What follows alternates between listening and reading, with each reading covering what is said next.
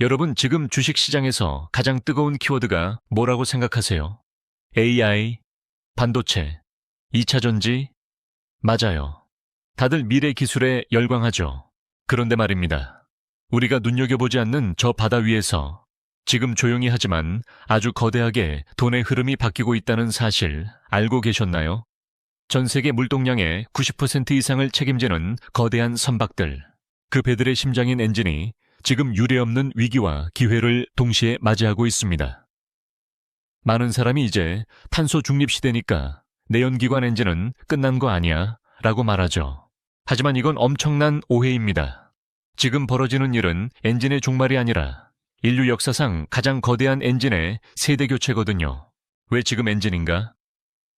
자, 여러분 상상해보세요. 전 세계 바다를 떠다니는 수만 대의 배들이 갑자기 너네 이제 탄소 뿜으면 바다에 못 들어와 라는 통보를 받았습니다. 이게 바로 국제해사기구 IMO가 던진 폭탄이에요. 선주들은 선택해야 합니다.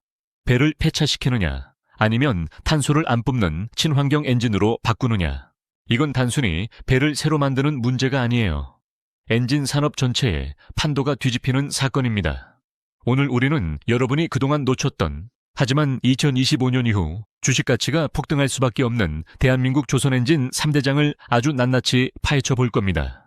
세계 시장을 씹어먹고 있는 HD 현대마린엔진, 한화그룹의 거대한 시너지 속에서 다시 태어난 한화엔진, 그리고 벼랑 끝에서 살아 돌아온 K방산의 자존심 STX 엔진까지 세계 3대 투자자 중 한 명인 조지 소로스는 규제는 돈의 방향을 바꾼다고 말했습니다.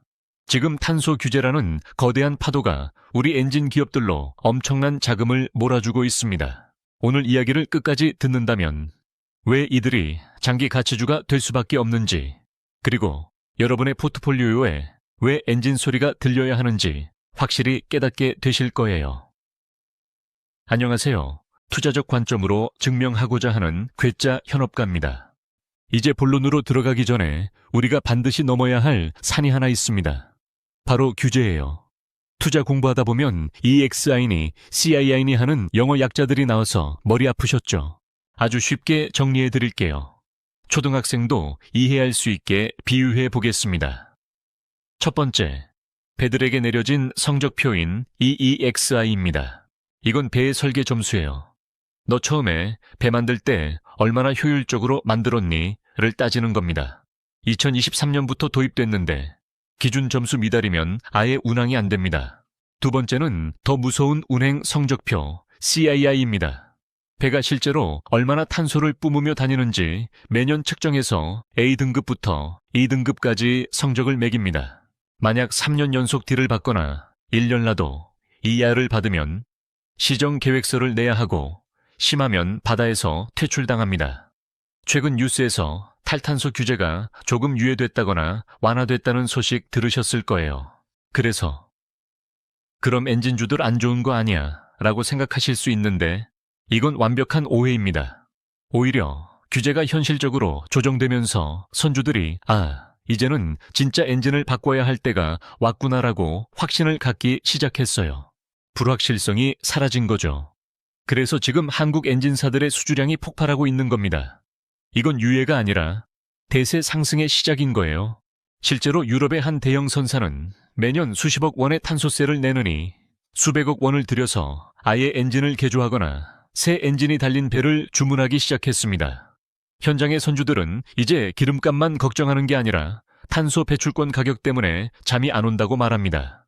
한국 엔진으로 바꾸면 연비도 좋아지고 탄소도 줄어드는데 지금 예약해도 이미 2027년 물량까지 꽉 차서 2028년에나 받을 수 있는 상황입니다.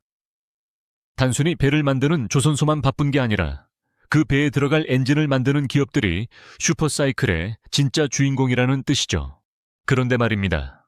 이렇게 엔진 수요가 넘쳐나는데 왜 전 세계 선주들은 중국이 아니라 유독 한국의 엔진사들에게 줄을 서는 걸까요? 단순히 운이 좋아서일까요? 아니요. 여기에는 중국은 죽었다. 깨어나도 따라올 수 없는 한국만의 원천 기술과 신뢰가 숨어 있습니다. 이제부터 그 압도적인 기술의 정점, 글로벌 1위 HD 현대 마린 엔진부터 살펴보겠습니다. 전 세계 바다에 떠다니는 바에 3척 중 1척은 바로 이 회사의 엔진을 달고 있습니다. 바로 HD 현대 마린 엔진입니다. 사실 이 회사는 과거에 STX 중공업이라는 이름으로 더 익숙하실 수도 있어요. 하지만 2024년 HD 현대그룹의 일원이 되면서 완전히 다른 기업이 됐습니다. 이건 단순한 인수가 아니라 생태계의 완성입니다. 기존 HD 현대중공업이 초대형 선박 엔진에 특화되어 있었다면 HD 현대 마린 엔진은 중소형 선박 엔진과 핵심 부품 기술력이 아주 탄탄합니다. 이제 HD 현대는 돛담배 빼고 거의 모든 배의 심장을 직접 만들 수 있는 풀 라인업을 구축하게 된 거죠. 주가가 너무 오른 거 아니냐는 걱정도 있지만 워런 버핏의 관점을 빌려보자면 에너지 전환은 긴 싸움이고 결국 효율적인 기술을 가진 기업이 독식하게 되어 있습니다. HD 현대 마린 엔진의 시장 점유율은 약 30% 이상입니다. 이건 단순히 운 좋게 수주를 따는 수준이 아니라 시장의 가격 결정권을 쥐고 있다는 뜻이에요. 실적 가시성이 워낙 높기 때문에 지금의 상승은 거품이 아니라 재평가로 봐야 합니다. 최근 조선 시장의 대세는 이준결료 엔진입니다. 평소에는 기존 기름을 쓰다가 필요할 때는 LNG나 메탄올로 전환해서 태우는 거죠. 특히 HD 현대 마린 엔진은 암모니아와 메탄올 엔진 수주가 급증하고 있습니다. 선주들 입장에서 어차피 친환경 엔진을 써야 한다면 가장 믿을 만한 글로벌 1위 업체한테 맡기자는 심리가 작용하는 겁니다. 실제로 2024년부터 2025년까지 매출과 영업이익이 사상 최대를 기록할 것으로 예상됩니다. 그룹 내 팀킬 걱정도 없습니다. 배를 만드는 계열사가 배를 수주하면 그 엔진을 HD 현대 마린 엔진이 공급하는 수직 계열화 구조가 아주 견고하기 때문입니다. 그런데 이 독주를 막기 위해 아주 무서운 기세로 쫓아오는 공룡이 하나 더 있습니다. 바로 방산과 조선을 하나로 묶어버린 한화입니다.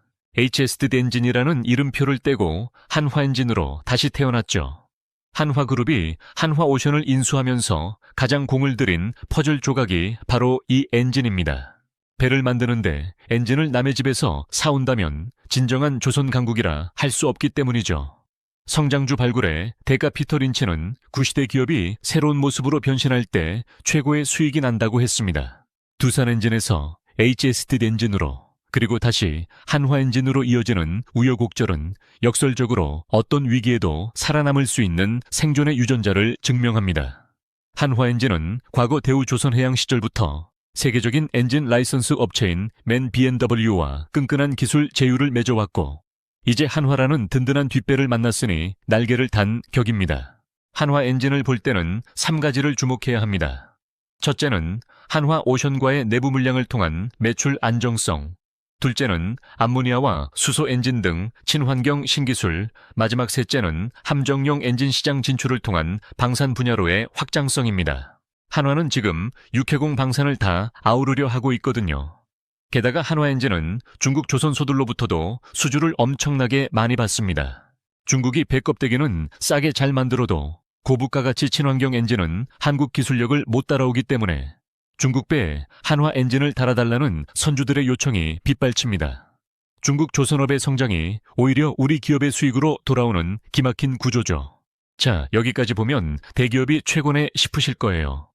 하지만 오늘 이야기의 진짜 주인공은 따로 있을지도 모릅니다. 헤지펀드들의 난도질 속에서 전 그룹사가 해체되는 비극 속에서 오직 기술력 하나로 홀로 살아남은 불사조, 바로 STX 엔진입니다. 대한민국 육군의 자존심인 K2 전차와 K이운 자주포의 심장까지 국산화시킨 기업이죠. STX 엔진은 지옥 문턱까지 갔다가 돌아왔습니다.